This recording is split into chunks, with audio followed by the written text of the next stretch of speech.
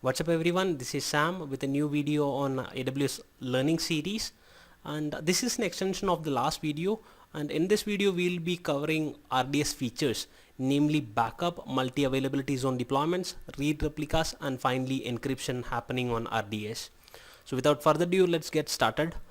Backup, in when it comes to database, backup and restore, those are very critical, right? I mean, think about a organization which is handling sophisticated data, which is very critical to their business. And what happens if something goes wrong with the database, or if you decided to do a rollback on the database? So those scenarios, backups, restore, they are very considered very important. And same is the case with any other database out there. So in Amazon, they have these two options, namely automated backups and then database snapshots, to help you cater with these kind of requirements. So let's get started. Amazon RDS provides two different methods for backing up and restoring your database instance. One is automated backups, and then second, database snapshots. The automated backup feature of Amazon RDS enables point-in-time recovery of your database instance. And how it is done? So Amazon, they run or they manage every backup activity for you. You don't need to get into that, and you need to complicate things. Amazon basically will take care of that. How it is done? Amazon will take daily backups. Same time it will capture transaction logs. So whenever there is any activity happening on your database, it will get added, or it gets logged to your transaction log. So daily backups plus transaction log, you can basically define a restore period. I mean, you can define the date and time. You can even drill down to seconds. Amazon, it stores that database to that point in time. And when automated backups are turned on for your database instance, Amazon RDS automatically performs a full daily snapshot of your data and captures transaction logs. When you initiate a point-in-time recovery, transaction logs are applied to most appropriate daily backups in order to restore your database instance to the specific time you requested. So that's how it's done. And this retention period of automated backup snapshots, so these are available for user-specified period of time. And this is known as retention period. You might have already seen it when we launch RDS instance. You get to select this option. You can define the period, but by default it's 7 days, but user can define it from 1 to 35 days. Maximum is 35 days, and that's the maximum retention period of your database backup. Keep that in mind. And that's that, guys. And moving on to the next option, the feature on backup, it's called as database snapshot. So database snapshots are user initiated, and they enable you to backup your database instance in a known state as frequently as you wish, and then restore to that specific state at any time. You feel like every day you wanted to create a snapshot of your database. Yeah, you can go ahead and do it, be that 6 a.m. 6 p.m. it's completely up to you. So this has to be user initiated, and when a need arises, like you have a requirement, okay, you wanted to do a restore of your database to last night's 6 p.m. Database. Yeah, you can do it. So database snapshots are user initiated. That's the key thing which you have to remember. And DB snapshots can be created with AWS management console.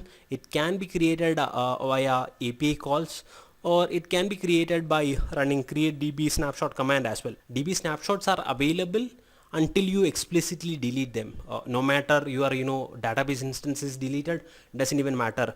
Those DB snapshots will be there. Only thing, you have to delete them, and then they will be gone. It's not that you delete your database instance and along with them your DB snapshots are deleted. No, it's not. DB snapshots should be explicitly deleted, and that's that. And moving on to the next feature, it's called as multi AZ, or multiple multi availability zone deployments. Amazon RDS Multi AZ deployment provide enhanced availability and durability for database instance, making them a natural fit for production database workloads. So before we get into this, let me tell you this. This concept, right? If you are familiar with IT organization and the way the database or any development project is hosted, it will be like this. You have different environments. For development purpose you have a dev environment, for testing you have SIT, UAT and things like that, and finally for a live environment which is open for the stakeholders or the users, you have a production instance. And then for disaster recovery setup you might have another parallel environment which is called as maybe COB, continuity of business, or DR, disaster recovery. Some organizations will even call it as Phoenix environment. So that's that. And why this COB or continuity of business or disaster recovery setup is necessary? Just to ensure the database is accessible, or just to ensure your application is available if something goes wrong. That's why you have this, right? I don't want to get into that. Anyway, those are the basic concepts. Still just wanted to give you a brief idea. But then Amazon RDS Multi AZ deployment, they focus on this scenario. It will give you a disaster recovery setup. You don't need to worry about creating your own environment, a dedicated environment for that. So that's how this comes very useful. And when you provision a multi AZ DB instance, Amazon RDS automatically creates a primary database instance and synchronously replicates the data to a standby instance in a different availability zone. So you can if you have RDS instance and then if you wanted to use multi AZ, what Amazon does is it will take all the data and synchronously replicates data to a standby instance. It will be on a different availability zone, and you get to choose this. Don't even worry about that. And this is completely customizable. So there will be this primary instance which is managed by you, and then the secondary instance which will be on standby mode.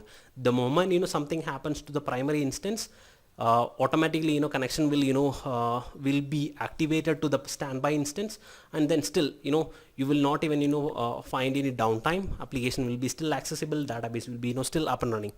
So that's the beauty of RDS multi availability zone deployments. And each AZ runs on its own physical distinct independent infrastructure and is engineered to be highly reliable.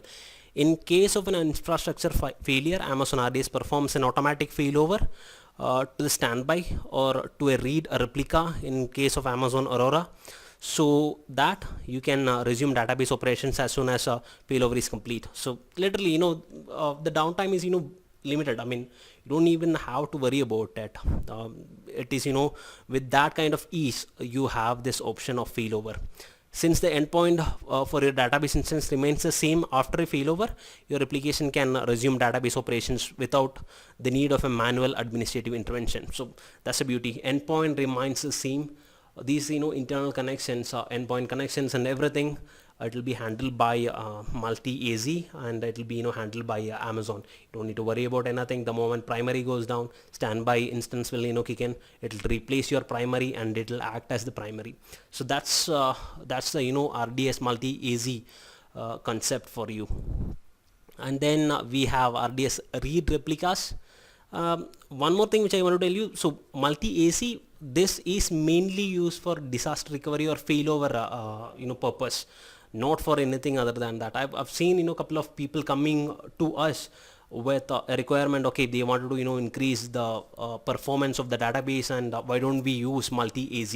No, it's not for that. The primary focus is for creating a failover setup. If something goes wrong with the primary instance, immediately without any sort of huge delay or blackout, your application or the database should be up and running, and standby will kick in. That's how you use multi AZ. And next concept, it's called as RDS Read Replicas. And Read Replicas, again let me tell you, this is used for increasing your database performance. And I'll give you a real-time scenario, but let's get into the concept first. Amazon RDS Read Replicas provide enhanced performance and durability for database instance. This replication feature makes it easy to elastically scale out beyond the capacity constraints of a single DB instance for read-heavy database workloads. You can create one or more read replicas of a given source database instance and serve high volume application read traffic from multiple copies of your data, thereby increasing aggregate read throughput. Read replicas can also be promoted when needed to become a standalone database instance. So read replicas, as the name says, it will create a read replica of your database, and you can have multiple read replicas of the database instance. It takes a copy of your primary database and it creates a read replica, and this read replica will have its own endpoint. You can use that endpoint to make connections from different sort of applications. The best real-time scenario is this: in our corporate environment, we have a huge database running on this particular thing, MySQL Community Edition, and then we have certain stakeholders, mainly from the business, and they want to run some sort of reporting, and the reporting jobs, it's basically for creating a dashboard and analytical purpose. You know how heavy it can be, and it will definitely take a toll on the database performance. So what we did, we came up with read replicas of the production database. They actually wanted to see or they actually wanted to run the reports on the production database, production instance. What we did, we created a read replica of the production database, and we have given the endpoint details to them. So now these guys are connecting directly to the read replicas, and then on that they are running all the reports, and reports are getting generated, and our primary database instance, it is not even getting completely used, because this report operations are not even coming to it. Everything is happening on the read replica. So that's the beauty of it. This is a simple real-time example. And one more thing, if you want to this there is a synchronous connection. Whatever data change happens on your primary database instance, everything will be copied, and it will be available on the read replica. And if you decide to break the connection between your read replica and the primary database, and you wanted to promote the read replica into a dedicated database instance, yeah, you can even do it. So that's what the last line says: read replicas can also be promoted when needed to become standalone DB instances. It's completely up to your business requirements and the way your projects are running. Read replicas are available in Amazon RDS for MySQL, MariaDB, and PostgreSQL. We have this database encryption option. You can encrypt your Amazon RDS instance and snapshots at rest by enabling the encryption option for your Amazon RDS DB instance. Data that is encrypted at rest includes underlying storage for a DB instance, its automated backups, read replicas, and snapshots. So everything can be encrypted. Amazon RDS encrypted instance use the industry standard AES 256 advanced encryption standard 256 encryption algorithm to encrypt your data on the server that hosts your Amazon RDS instance. Once your data is encrypted, Amazon RDS handles authentication of access and decryption of your data transparently with a minimal impact on performance. You don't need to modify your database client applications to use encryption. So again, that's the beauty with AWS platform, and this is highly recommended. Encryption, it's basically handled via KMS. If you remember our earlier videos, we have covered what Amazon KMS is. It uses AES 256. And that's that. Let's go back to the Amazon console, and let's see these things in action. So log into AWS console and navigate to RDS. And if you remember from our previous video, I do have the same database instance running, and this is the instance. So let's select this and take a look at the instance actions. So here I have got these many options like create read replicas, and this is how you create a read replica if you are looking for that, and create Aurora read replica, you have the option, and promote read replica, it is kind of grayed out because we don't have a read replica active, and take a snapshot, restore to point in time, migrate latest snapshot. We have modify, stop, reboot, and delete options. So let's click on take a snapshot, and if you remember this is one of the backup methods, right? I mean, you can either go for automated backups, or you can even use user initiated database snapshots. So this is the one initiated by me. So let's say my DB snapshot,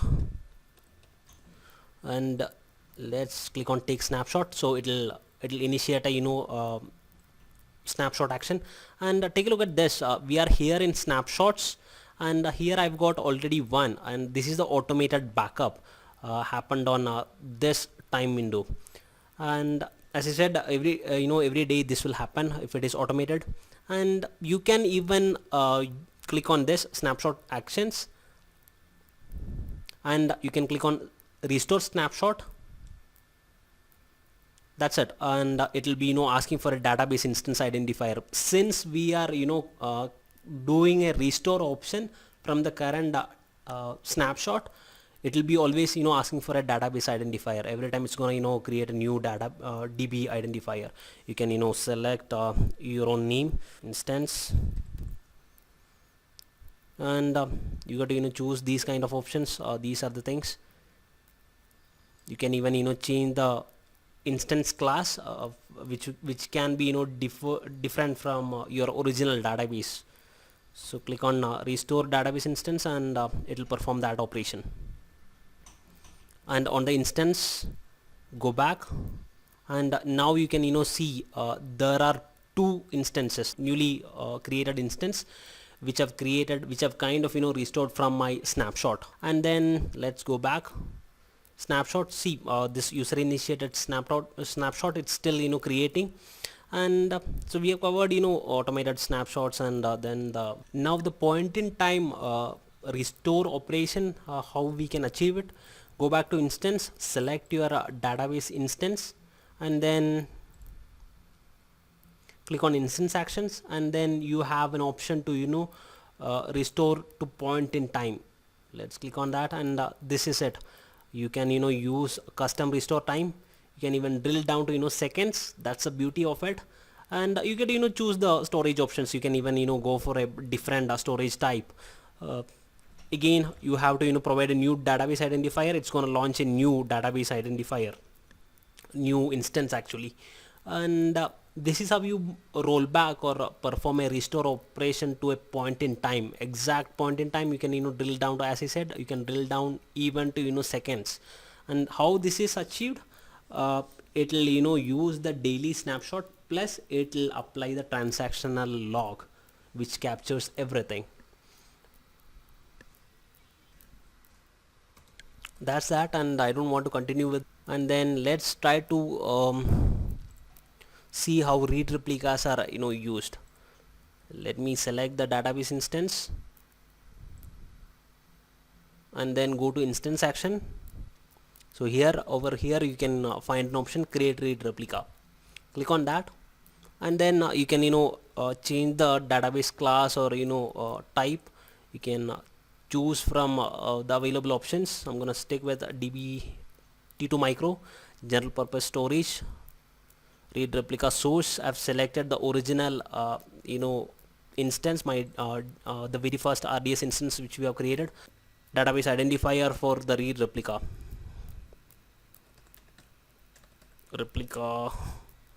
I'll say something like that. I'm not gonna worry about the spelling. And then destination region, you can you have the freedom to choose the region where you want to place this. I'm gonna select Asia Pacific Mumbai. And then destination DB subnet group, if you have any subnet group, you can select it. Publicly accessible, I'll say no. Availability zone, you can even place it in a specific availability zone. That's the beauty of it. And that being said, that's it guys. You can click on create read replica, and that will be created. So that's how you can create a database read replica. Last thing on this, let's delete these. Let's quickly delete everything. This is part of the cleanup. So the first one, you can see that the status is it's in process. It's kind of deleting it now. And then second one, let's delete this as well. I'm gonna click on delete, and then let's quickly go back to the snapshot section. So here you can see that these are still available. You might want to do a cleanup of that as well. You can select them and then click on delete snapshots. That's it for this video, guys. I'll see you in the next one. Thanks a lot for watching.